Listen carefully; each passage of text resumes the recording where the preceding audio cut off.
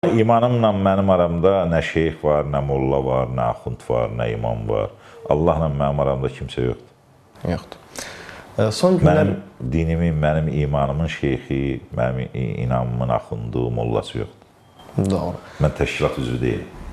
Nə mənada soruşmaq istəyirdim. Bir neçə gün öncə bir iş adamının, məşhur bir iş adamının efirdə verdiyi bir müsahibə çox qalmaqala səbəb oldu. Bir sıra şəxslər də bununla bağlı fikirlərini bildirdi. Sizin də fikriniz mənim üçün maraqlıdır ki, həmin şəxs bildirmişdi ki, əlimdə olsa hazırda bütün məscidləri söküb yerində məktəb biraz tikərəm. fikrin abartıb biraz, elə demək istəməyib əslində. Biraz fikrin özü demişkən, biraz savadsızdır deyə fikrini yaxşı ifadə etməyib. Amma yanaşmasında həqiqət payı az deyil. Allahla aranda ünsiyyət üçün yerdə bir ev tikməyə elə bir hacət yoxdur. Sən Allahla öz aranda qaydaları düz tut, git bir küncdə, torpağın üzərində belə Allaha ibadət elə. Amma məktəbə mütləq ehtiyac var. Çünki o məktəbdə insanların, cəmiyyətin, hətta dinin özünün belə gələcəyi çox asılıdır. Biraz sadəcə fikrini doğru ifadə etməyib. Amma genəldə bugün məktəb açılmağa böyük ehtiyac var. Cəmiyyət də çox təəssüf ki, onun üzərinə gedir. Ay, məscidləri bağlayıb, məktəb açacaq deyə az qala linç edirlər.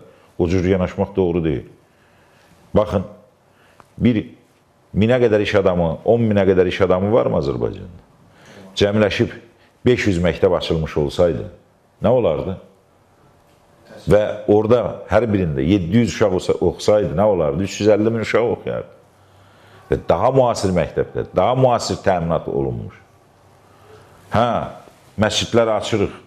Cümə günü getdi, məsciddə ibadət etdi. Dəyişən nə? 5 manat oradan kimsə para qazanır. Bir ya iki adam o məktəbdən 700-800 uşaq təhsil alıb çıxır, nə qədər də müəllim çıxır ortalığa. Amma Allahla sənin ibadətinə evində və yaxud da açıq səma altında nə mane olur ki? Allah Teala bunu sənə məcbur buyurmayıb ki, mənim üçün orada məscid tikin, ev tikin. Buyurmayıb. Amma oxunu buyurub, amma öyrənini buyurub, amma elmi buyurub. Buyurduğun ev.